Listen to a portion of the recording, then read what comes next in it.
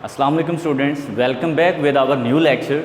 और स्टूडेंट्स, एक बात मैं आपको बताना चाहूँगा before I am going to start my lecture. ये जो ऑर्गेनिक कंपाउंड्स की क्लासिफिकेशन है, इसको समझना हमारे लिए बहुत इंपॉर्टेंट है, क्योंकि हमारे जो आने वाले सारे चैप्टर्स हैं वो इन्हीं पे बेस्ड हैं। ओके, ऑर्गेनिक कंपाउंड मिलियंस में हैं।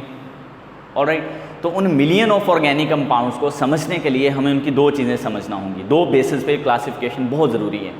एक उनके स्केलेटन बेस मतलब उनके स्ट्रक्चर बेस पे, उनके चेन की बेस पे, और दूसरी इसे नेक्स्ट आएगी, वो होगी classification on the basis of functional groups of organic compounds. वो हमारा नेक्स्ट लेक्चर होगा।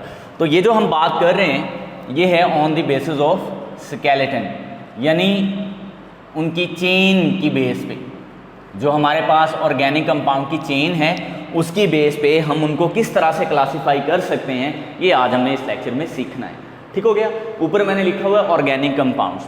तो ऑर्गेनिक कंपाउंड्स बेसिकली दो तरह के होते हैं। मैं यहाँ पे ना दो एग्जांपल्स लिखता हूँ। लाइक ये है CH3, CH2, CH3। इसको बेटा हम बोलते हैं प्रोपेन। सही है। अब इसी को हम इस तरह भी बना सकते थे, CH2, CH2, CH2। अब यहाँ मैंने CH3 क्यों नहीं लिखा, इसमें दोनों तरफ CH3 आ रहा था, क्योंकि कार्बन की 4 वैलेंसी होती है। इस कार्बन का एक बॉन्ड इधर है, एक इधर है, 2 हाइड्रोजन के साथ है, तो ओवरऑल 4 वैलेंसीज इनकी पूरी हो रही। इसको हम पढ़ते हैं साइक्लोप्रोपेन। और एक बात आपने याद रखनी है, जो साइक्लिक रिंग होता है ना ऑर्गेनिक कंपाउंड में, ये 3 से स्टार्ट होता है। तो ये हमारे पास ओपन चेन है, ये वाला ऑर्गेनिक कंपाउंड ओपन चेन, यानी बिल्कुल इसमें खुली चेन है, इसमें कोई साइकिल नहीं है। जबकि ये वाला जो हमारा ऑर्गेनिक कंपाउंड है वही 3 कार्बन वाला, लेकिन ये साइक्लिक रिंग है, तो इसको साइक्लोप्रोपेन कहते हैं। तो फर्स्ट हमारी जो प्रायोरिटी वो इसी बेस पे है। तो ऑर्गेनिक कंपाउंड हमारे पास दो तरह के हो सकते हैं, या ये होते हैं क्या होंगे ये साइक्लिक, यानी साइक्लिक को हम क्लोज्ड चेन भी कहते हैं, क्लोज्ड चेन हाइड्रोकार्बन्स। ठीक है। या ये होंगे ओपन चेन को हम बोलते हैं एलिफैटिक। हमारा जो 8वां चैप्टर है ना वो एलिफैटिक हाइड्रोकार्बन पे मुश्तमिल है, जिनको हम क्या बोलते हैं, ओपन चेन हाइड्रोकार्बन। में फिर से रिपीट कर देता हूँ, जो हमारा नेक्स्ट चैप्टर 8 है उसमें हमने सारा एलिफैटिक हाइड्रोकार्बन्स को स्टडी करना है। ये वाला जो हमारा कंपाउंड है ना propane, this is called aliphatic open chain hydrocarbon, और ये वाला जो है इसको हम साइक्लिक बोलेंगे। तो we have now 2 types of organic compound majorly. उसमें पहला हमारे पास हो गया ओपन चेन, और दूसरी उसमें क्लासिफिकेशन हो गई साइक्लिक चेन। अभी मैं इसमें मज़ीद एग्जांपल्स दूंगा, लेकिन मैंने बिल्कुल सादा एक एग्जांपल से आपको जस्टिफाई किया। अच्छा, इसमें तो आप 2 तरह के पढ़ोगे, या तो होंगे सैचुरेटेड या फिर होंगे अनसैचुरेटेड। सैचुरेटेड जो होंगे वो अल्केन्स होंगे, अल्केन्स ANES, और ये होंगे अल्कीन्स या फिर अल्काइंस, ये चीज़। तो जो हमारे पास एलिफैटिक यानी ओपन चेन है ना, इसमें सैचुरेटेड भी हो सकते हैं जिनको हम अल्केन्स कहेंगे, और इसमें अनसैचुरेटेड अल्कीन्स और अल्काइंस भी हो सकते हैं। तो वो क्लासिफिकेशन तो वहाँ पे हो जाती है ख़त्म, एलिफैटिक यानी ओपन चेन हाइड्रोकार्बन्स की। उसमें आगे जो क्लासिफिकेशन होगी वो फंक्शनल ग्रुप की बेस पे होगी। तो स्केलेटन बेस पे इतनी ही थी जो मैंने आपको बता दी है। इसके बाद आते हैं हम साइक्लिक यानी क्लोज चेन हाइड्रोकार्बन्स पे। अब साइक्लिक जो हमारे पास हैं ये 2 तरह के होते हैं, या तो जैसे ये आपको नजर आ रहा है, इस रिंग में सारे एटम जो हैं वो कार्बन के हैं, वो 7 तो हाइड्रोजन जुड़े हैं, मेन यहाँ पे जो एटम है रिंग में वो कार्बन है, क्योंकि जो हाइड्रोजन है ना ये रिंग से बाहर हैं, इस तरह जुड़े हुए हैं हाइड्रोजन, यूं। ठीक हो गया। तो इसमें इस साइकिल में सारे एटम कौन से आ रहे हैं जी, कार्बन के आ रहे हैं। अच्छा, क्या ऐसे भी साइक्लिक कंपाउंड्स हैं जिसमें अदर देन कार्बन एटम मौजूद हो? तो आंसर है यस, हो सकते हैं। तो इसका मतलब हमारे पास आगे इसकी 2 टाइप्स हैं। ऑलराइट, एक होंगे जो होंगे होमोसाइक्लिक। होमो का वर्ड एक जैसों से निकला है, ठीक है। साइक्लिक ऐसे हाइड्रोकार्बन्स जिसमें सिर्फ कार्बन एटम ही होंगे रिंग के अंदर, जैसे ये आपने लिखा ये वाला। मैं इसकी और भी एग्जांपल देता हूँ। जैसे हमारे पास, अब हम ना इसको मतलब 3 वाले को इस तरह भी लिख सकते हैं ऐसे, जैसे ट्रायंगल होती है। अब ये 4 वाला होगा, इसको बोलेंगे साइक्लो ब्यूटेन, यानी ब्यूटेन 4 को कहते हैं, ठीक है। तो ये साइक्लो ब्यूटेन है, ये भी होमोसाइक्लिक है।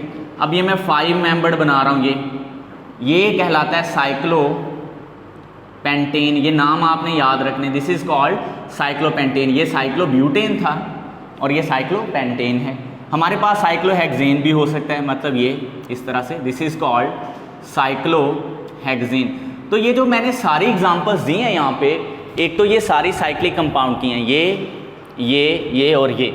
और आप इसमें ये भी चेक कर सकते हैं कि इसमें सारे जो हमारे पास रिंग हैं उसमें कार्बन एटम के अलावा कोई हेटेरो एटम मौजूद नहीं है, तो इसलिए हम इनको बोलेंगे होमोसाइक्लिक क्लोज चेन हाइड्रोकार्बन्स। तो ये वो एग्जांपल्स थी। अब मैं थोड़ी चेंज करता हूँ यहाँ पे, आपने ये एग्जांपल्स अभी नोट कर लेनी है, इनके नाम भी। अब मैं इनको इरेज करने लगा हूँ, वीडियो को स्टॉप करके ये नोट कर लेना।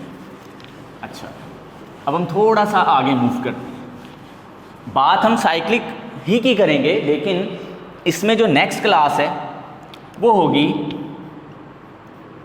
Heterocyclic compounds.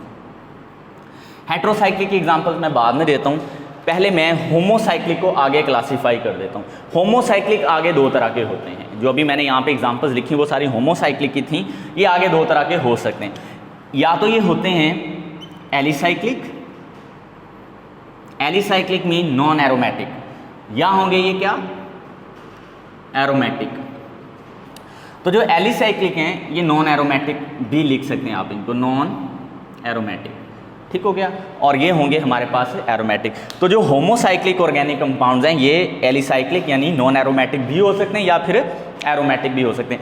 एरोमेटिक की सिंपल जो डेफिनेशन आपने मैट्रिक में पढ़ी है, मैं उसी को एक्सप्लेन करूंगा। पहले आप ये चीज़ चेक करें, ये कंपाउंड होमोसाइक्लिक है, इसमें सारे एटम कार्बन के हैं रिंग के अंदर, इसको हम नाम देते हैं बेंजीन। ये आपने मैट्रिक में पढ़ा हुआ है, बेंजीन। तो ये जो कंपाउंड है, एक तो चेक करें ये इस क्लासिफिकेशन में आएगा, होमोसाइक्लिक वाली कैटेगरी में। लेकिन अगर इसको हम आगे क्लासिफाई करें तो ये एरोमेटिक है, this is aromatic. Normally aromatic उन कंपाउंड्स को कहते हैं जिसमें ये बेंजीन रिंग आती है, लेकिन ये डेफिनेशन 100% ट्रू नहीं है। इसको जैसे जैसे हम आगे चैप्टर्स में आएंगे तो मजीद आपको एरोमेटिक की सही वाली जो स्टेटमेंट है वो पता चलती जाएगी। अब ये मैं एक कंपाउंड लिख रहा हूँ जो आपकी बुक में भी बना हुआ है, इसको हम बोलते हैं नेफ्थालीन। नेफ्थालीन इसका नेम है, ठीक हो गया। अब इसमें 2 बेंजीन रिंग आपस में जुड़ी हुई हैं, तो ये भी किस क्लास में आया, एरोमेटिक और होमोसाइक्लिक है। ओके, एक और एग्जांपल देता हूँ,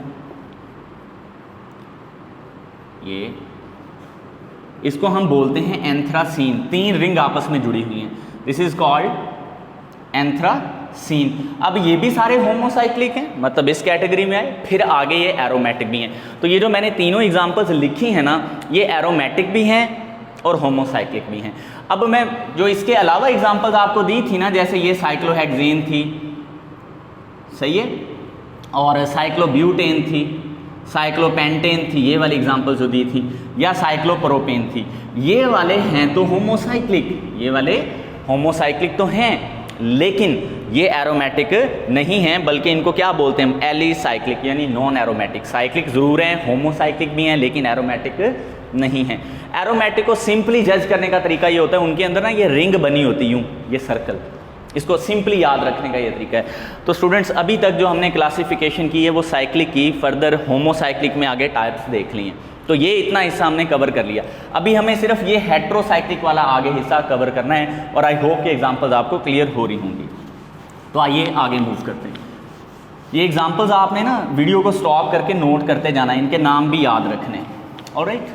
अच्छा, अब ये जो हेटेरोसाइक्लिक कंपाउंड्स है, पहले तो देखते हैं ये क्या होते हैं। मतलब ये मैं एक 5 मेंबर्ड रिंग बना रहा हूँ। 5 मेंबर्ड रिंग बनाने के 2 तरीके, एक तो जैसे ये मैंने बनाई, दूसरी ये दोनों तरह ठीक है, जैसे आपका दिल करे बना सकते हैं, ठीक। यहाँ अगर मैं लगा दूँ ऑक्सीजन और इसके अंदर लगा दूँ सर्कल, यानी ये एरोमेटिक है, तो इसको हम बोलते हैं फ्यूरॉन।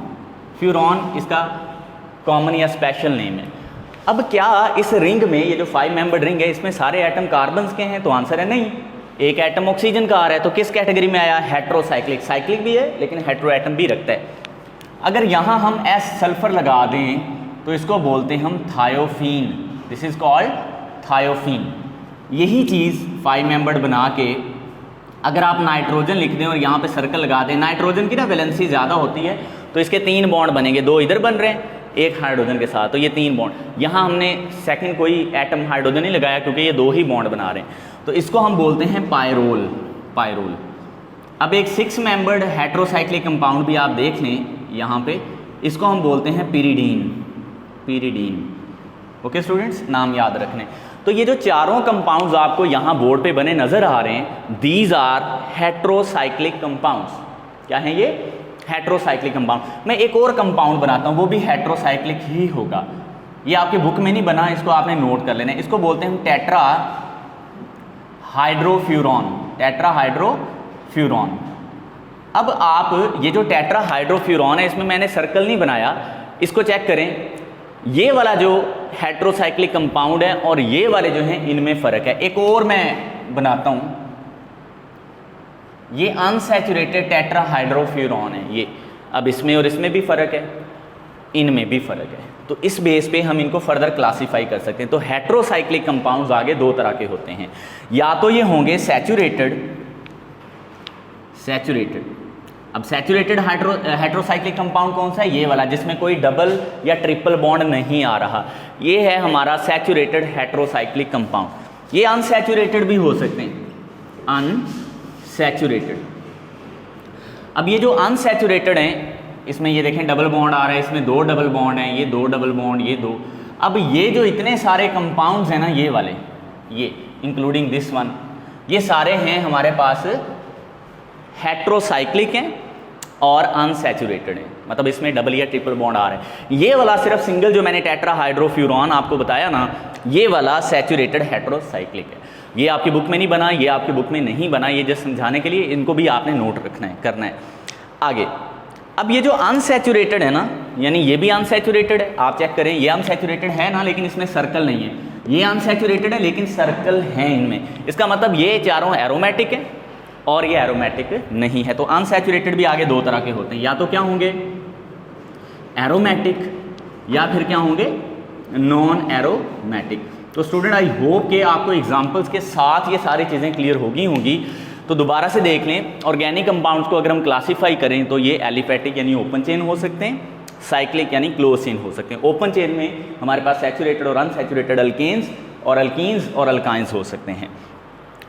इसमें फिर आगे 2 क्लासेस हैं, होमोसाइक्लिक और हेट्रोसाइक्लिक। होमोसाइक्लिक में सारे जो रिंग में एटम होंगे वो कार्बन के होंगे, इसमें अदर देन कार्बन एटम होंगे। ये आगे 2 तरह के थे, एलिसाइक्लिक जिसमें बेंजीन रिंग या एरोमेटिक ना हो, और वो जिसमें बेंजीन रिंग या एरोमेटिक हों। और हेट्रोसाइक्लिक कंपाउंड 2 तरह के थे, सैचुरेटेड और अनसैचुरेटेड। सैचुरेटेड वो होंगे जिसमें डबल या ट्रिपल बॉन्ड या इस तरह की अनसैचुरेशन ना हो, तो वो सैचुरेटेड होंगे। और अनसैचुरेटेड जिसमें डबल बॉन्ड या एरोमेटिक करैक्टर हो वो। फिर आगे 2 तरह के होंगे, एरोमेटिक और नॉन एरोमेटिक। अच्छा, यहाँ पे कुछ एक्सेप्शंस हैं जो स्टूडेंट्स को जल्दी समझ नहीं आती, मैं अभी उनको इलेबोरेट कर देता हूँ। 2 एग्जांपल्स मैं ले लेता हूँ या 3, उससे आपको कुछ चीज़ें मजीद भी क्लियर हो जाएंगी related to this topic. Like मैं आपसे स्टूडेंट पूछता हूँ, ये कंपाउंड है 6 मेंबर्ड है, इसके ऊपर हम OH लगा देते हैं और यहाँ पे हम NH2 लगा देते हैं। इसको हम बोलते हैं फिनोल, इसका स्पेशल नेम है, और इसको हम बोलते हैं एनिलीन। ये आप 9वें चैप्टर में जाके डिटेल में पढ़ेंगे। अच्छा, क्या ये साइक्लिक कंपाउंड हैं? तो आंसर है यस, साइक्लिक हैं। अच्छा, क्या ये होमोसाइक्लिक है या हेट्रोसाइक्लिक है? जी, यहाँ पे बताएं। यहाँ पे आप लोग अक्सर जो है वो कन्फ्यूजन का शिकार रहते हैं। आप में से अभी भी बहुत सारे स्टूडेंट सोच रहे होंगे ये हेट्रोसाइक्लिक है, but this is not actually heterocyclic. क्यों? क्योंकि साइकिल में कोई हेट्रो एटम नहीं आ रहा, साइकिल से बाहर है, रिंग से बाहर है। तो ये कौन सी क्लास है? होमोसाइक्लिक। और इसमें आगे ये सर्कल मौजूद हैं, तो इसलिए हम इनको क्या बोलेंगे? Aromatic hydrocarbon. तो स्टूडेंट, इसमें आपने बिल्कुल क्लियर रहना है कि जब हम classification of organic compound on the basis of the skeleton कर रहे होंगे, यानी चेन बेस पे कर रहे होंगे, तो आपको बिल्कुल श्योर रहना है कि कौन सी एग्जाम्पल कहाँ पे आएगी, कौन सी एग्जाम्पल कहाँ पे आएगी। इसको बेटा आपने बार बार प्रैक्टिस करना है। होप कि आपको समझ आ गया होगा। अल्लाह हाफिज़।